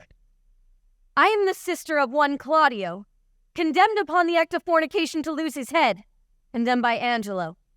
I, in probation of a sisterhood, was sent to by my brother, one Lucio, as then the messenger. At that time, my lord, and like your grace, I came to her from Claudio, and desired her to try her gracious fortune with Lord Angelo for her poor brother's sake. That's he indeed. You were not bid to speak. Oh, good, my lord, nor wish to hold my peace. I wish you now, then pray you take note of it, and when you have a business for yourself, pray heaven you then be perfect. I warrant your honor. The warrant's for yourself. Take heed on it. This gentleman told somewhat of my tale. Right? It may be right, but you're in the wrong to speak before your time. Proceed. In brief, to set the needless process by, how I persuaded, how I prayed and kneeled, how he repelled me, and how I replied, for all this is of much length. The vile conclusion I now begin with grief and shame to utter. He would not, but by gift of my chaste body to his concupiscible, intemperate lust yield my brother. And after much debatement, my sisterly remorse confutes mine honor, and I did yield to him. But the next morn betimes, his purpose surfeiting, he sent a warrant for my poor brother's head. This is most likely. Oh, that it were as like as it is true. O heaven, fond wretch! Thou knowst not what thou speakst, or else thou art suborned against his honor and hateful practice. First, his integrity stands without question. Next, it imports no reason that with such vehemency he should pursue faults proper to himself. If he had so offended, he would have weighed thy brother by himself and not have cut him off. Someone has set you on. Confess the truth and say by whose advice thou camest here to complain. And is this all? Then, O you blessed ministers above, keep me in patience, and with ripened time unfold the evil which is here wrapped up in countenance. Heaven shield your grace from woe, as I thus wronged hence unbelieved go. I know you'd fain be gone. An officer? To prison with her. Shall we thus permit a blasting and a scandalous breath to fall on him so dear us? This needs must be a practice. Who knew of your intent in coming hither? One I would were here, Friar Lodowick. A ghostly father, belike. Who knows that Lodowick? My lord, I know him. As a meddling friar, I do not like the man. Had he been lay, my lord, for certain words he spake against your grace and your retirement, I swinged him soundly. Words against me? This a good friar, belike, and to set on this wretched woman here against our substitute? Well, let this friar be found. Oh, but yesternight, my lord, she and that friar, I saw them at the prison. A very sassy, saucy friar, very scurvy fellow. Blessed be your royal grace. I have stood by, my lord, and heard your royal ear abused. First, hath this woman most wrongfully accused your substitute, who is as free from touch or soil from her as she from one ungot. We did believe no other. Know you that Friar Lodowick that she speaks of? I know him to be a man divine and holy, nor scurvy, nor temporary meddler. And on my trust, a man that never yet did as he vouches, misreport your grace. My lord, most villainously believe it. He in time may come to clear himself. But at this instant, he is sick, my lord, of a strange fever. Upon his mere request, being come to knowledge that there was complaint intended against Lord Angelo, came I hither to speak as from his mouth. What he doth know is true and false. And it will make full clear whensoever he's convented. First, were this woman to justify a worthy nobleman so vulgarly and personally accused, her shall you hear disprove from her eyes till she herself confess it. Good friar, let's hear it. Do you not smile at this, Angelo? Oh, heavens, the vanity of wretched fools. Give us some seats. Come, cousin Angelo. In this I'll be impartial. Be you judge of your own cause. Is this the witness, friar? First let her show her face, and after speak. Pardon, my lord, I will not show my face until my husband bid me. What, are you married? No, my lord. Are you a maid? No, my lord. A widow, then? Neither, my lord. Why, you are nothing, then? Neither maid, widow, nor wife? My lord, she may be a punk, for many are neither maid, widow, nor wife. Silence that fellow. I would he had some business to prattle for himself. Well, my lord? My lord, I confess I was never married, and I confess besides I am no maid. I have known my husband, yet my husband knows not that ever he knew me. He was drunk then, my lord. It can be no better. For the benefit of silence, would thou wert so too. Well, my lord. This is no witness for Lord Angelo. Now I come to it, my lord. She that accuses him of fornication in selfsame manner doth accuse my husband, and charges him, my lord, with such a time when, I'll depose, I had him in mine arms with all the effect of love. Charges she more than me. Not that I know. No, you say your husband. Why, just, my lord.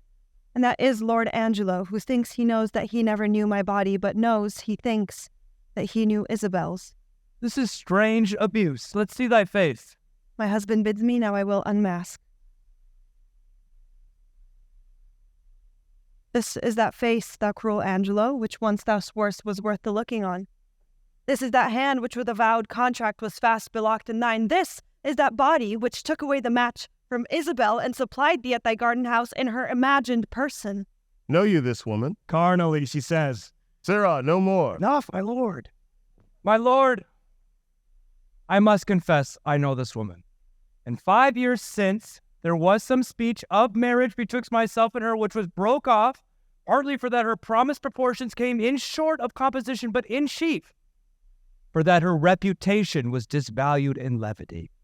Since which time of 5 years, I never spake with her, saw her, nor heard from her upon my faith and honor. Noble prince, as there comes light from heaven and words from breath, as there is sense in truth and truth in virtue, I am affianced this man's wife as strongly as words can make vows. And, but Tuesday night last gone, in his garden house, he knew me as a wife. As this is true, let me in safety raise me from my knees, else be forever confixed here a marble monument. I did but smile till now. My lord, give me the scope of justice. My patience here is touched. I do perceive these poor, informal women are no more but instruments of some more mightier member that sets them on.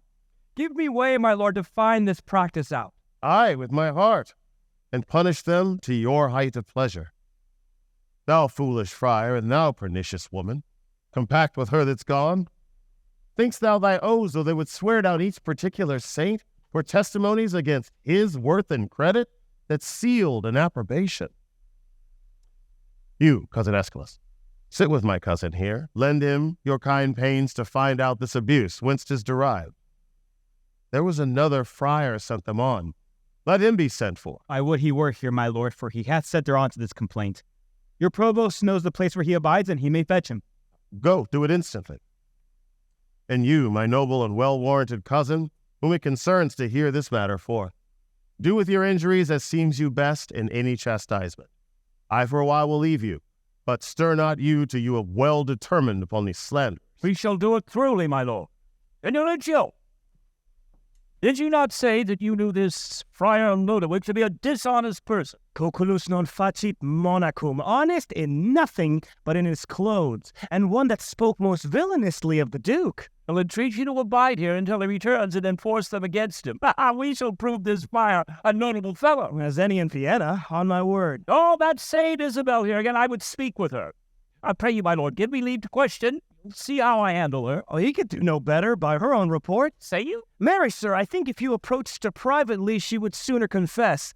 Perchance publicly she'll be ashamed. I will go darkly with her. That's the way, for women are light at midnight. Now, mistress, there's a gentlewoman here, denies all that you've said. My lord, this is he. This is the rascal I spoke of with the provost. Very good time. Now speak not you to him until we call upon you. Mum. Come, sir. Did you set these women on to slander Lord Angelo? They have complained that you did. 'Tis false. What? Know you where you are? Respect to your great place, and let the devil be sometime honored for his burning throne. Where's the Duke? 'Tis he should hear me speak. The Duke is in us, and we shall hear you speak, and look you speak justly. Boldly, at least. But, oh, poor souls, come ye to seek the lamb here of the fox? Well, good night to your redress. But is the Duke gone? Then is your cause gone too? Oh, the Duke's unjust, thus to retort your manifest appeal, and put your trial in the villain's mouth, whom here you come to accuse. This is he. This is the rascal I spoke of. An unreverend, unhallowed friar. It's not enough that you suborn these women to accuse a worthy man, but in plain witness of his proper ear, call him a villain, then glance from him to the Duke himself to tax him with injustice, huh? Take him hence to the rack with him. We'll touse you joint by joint, but we'll know your purpose. What unjust! Be not so hot. The Duke dare no more stretch this finger of mine than he dare rack his own. His subject am I not, nor here provincial. My business in this state made me a looker-on here in Vienna, where I've seen corruption boil and bubble till it o'errun the stoop. Slander to the state, away with him to prison. What can you vouch against him, Signor Lucio? Was this not the man you told us of? 'Tis he, my lord. Come hither, Goodman Baldpate. You know me? I remember you, sir, by the sound of your voice. I met you in the prison in the absence of the Duke. Oh, did you so, sir? And do you remember what you said of the Duke? Most notedly, sir. Oh, do you so, sir? And was the Duke a fleshmonger, a fool, and a coward, as you then reported him to be? You must change persons with me, sir, ere you make that my report. You indeed spoke so of him, and much more, much worse. Oh, thou damnable fellow! Did I not pluck thee by the nose for thy speeches? I protest, I love the Duke as I love myself. Hark, how the villain would close now after his treasonable abuse. This fellow is not to be talked with. I'll roust away with him to prison. Lay bolts enough upon him. He'll speak no more. Stay, sir. Stay a while. What? Resist he? Help him, Lucio. Come, sir! Come, sir, false sir! Oh, you must be hooded, must you? Show your knave's visage with a pox to you. Show your sea-biting face and be hanged an hour. Wilt not off?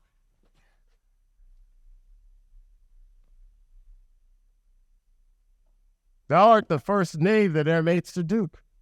First, provost, let me bail these gentle three. Sneak not away, sir, for the friar and you must have a word anon. Lay hold on him. This may prove worse than hanging. What you have spoke, I pardon. Sit you down. We'll borrow seat of him. Sir, by your leave. Hast thou, or word, or wit, or impudence that yet can do the office? If thou hast, rely upon it till my tale be heard, and hold no longer out. My dread lord, I should be guiltier than my guiltiness to think that I can be undiscernible when I perceive your grace hath looked upon my passes like power divine. But, good prince, no longer hold session upon my shame, but let my trial be mine own confession. Immediate sentence and sequent death is all the grace I beg. Come hither, Mariana. Say, wast thou e'er contracted to this woman? I was, my lord. Go, take her hence and marry her instantly. Do you the office, friar, which consummate return him here again. Go you with him, provost. My lord, I am more amazed by his dishonor than the strangeness of it. Come hither, Isabel. Your friar is now your prince, as I was then, advertising and wholly to your business, not changing heart with habit. I am still attorney at your service. Oh, give me pardon that I, your vassal, have employed and pained your unknown sovereignty. You are pardoned, Isabel. Now, dear maid, be you as free to us.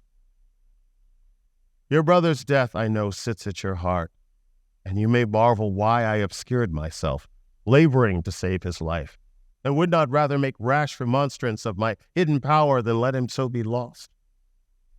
O most kind maid, it was the swift celerity of his death, which I did think with slower foot came on, that brained my purpose. But peace be with him. That life's better life past fearing death than that which lives to fear. Make it your comfort. So happy is your brother. I do, my lord. And for this new married man approaching here, whose salt imaginations yet have wronged your well-defended honor, you must pardon, for Mariana's sake.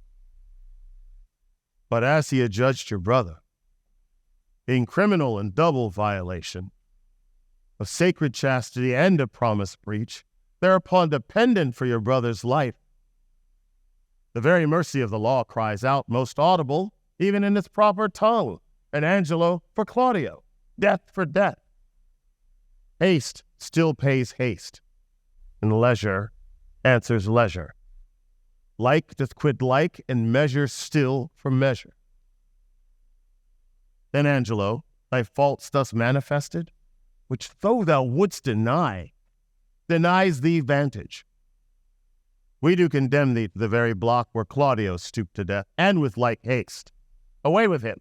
Oh, my most gracious lord, I hope you will not mock me with a husband. It is your husband mocked you with a husband. Consenting to the safeguard of your honor, I thought your marriage fit. Else imputation for that he knew you might reproach your life and choke your good to come. For his possessions, though by confiscation they are ours, we do instate and widow you withal, to buy you a better husband. Oh, my dear lord, I crave no other nor better man. Never crave him. We are defended. Gentle, my liege. You do but lose your labor. Away with him to death. Now, sir, to you. My good lord. Isabel, take my part. Lend me your knees, and all my life to come I'll lend you all my life to do you service. Against all sense you do importune her. Should she kneel down in mercy of this fact, her brother's ghost his paved bed would break, and take her hence in horror. Well, sweet Isabel, do you but kneel by me, hold up your hand, say nothing, I'll speak all. They say best men are molded out of faults, and for the most become much more the better for being a little bad. So may my husband. Oh, Isabel, will you not lend a knee? He dies for Claudio's death.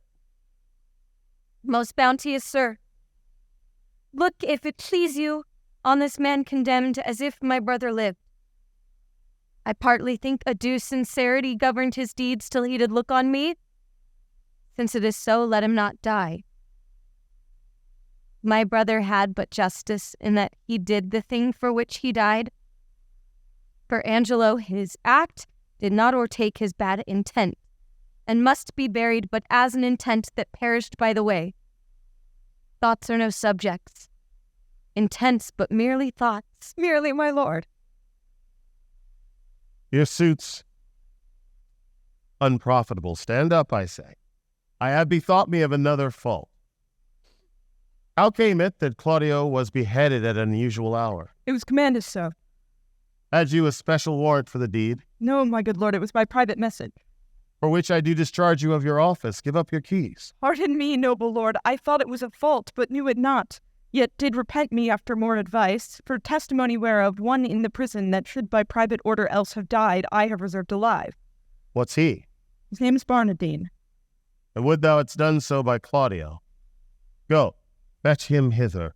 Let me look upon him. Sorry, Lord Angelo, that one so learned and so wise as you still appeared.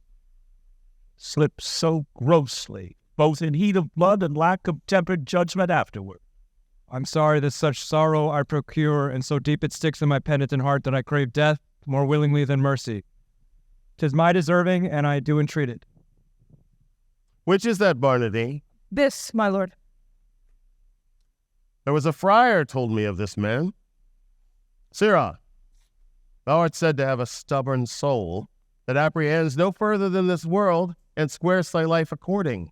Thou art condemned, but for those earthly faults I do quit them all, and pray you take this mercy to provide for better times to come. Estás perdonado. Friar advised him, I leave him to your hand. What muffled fellow's that? This is another prisoner that I have saved, one who should have died when Claudio lost his head, as like almost to Claudio as himself. If he be like your brother, for his sake is he pardoned, and for your lovely sake, give me your hand and say you will be mine. He is my brother too. But fitter time for that. By this, Lord Angelo perceives he's safe. He thinks I see a quickening in his eye. Well, Angelo, your evil quits you well. Look, you love your wife. Her worth yours? I find an approbation in myself. And yet, here's one in place I cannot pardon. You, Sirrah, that knew me for a fool, a coward, one of all luxury, an ass, a madman? Wherein have I so deserved of you that you extol me thus? Marry, sir, I did it, but according to the trick. If you'll have me hanged, you may, but I would it please you that I might be whipped. Whipped first, sir, and hanged after. I proclaim it round about the city.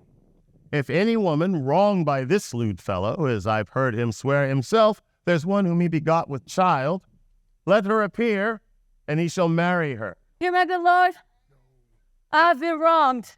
The nuptial finished, let him be whipped and hanged. I beseech your highness, do not marry me to a whore.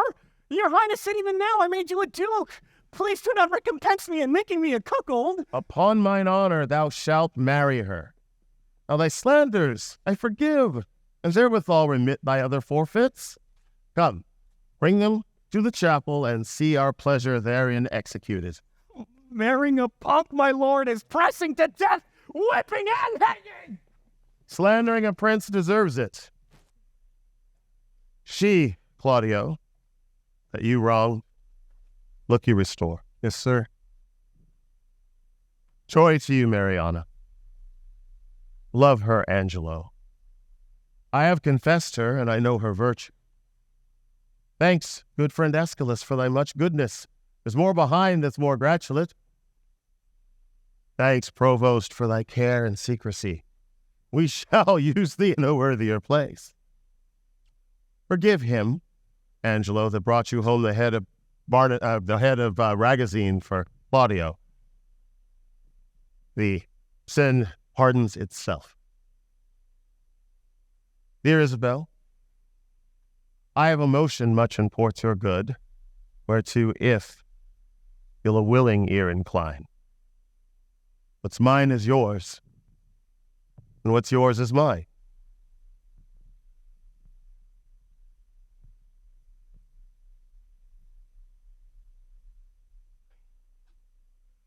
That bring us to our palace, where we'll show what's yet behind. That's meet you all should know.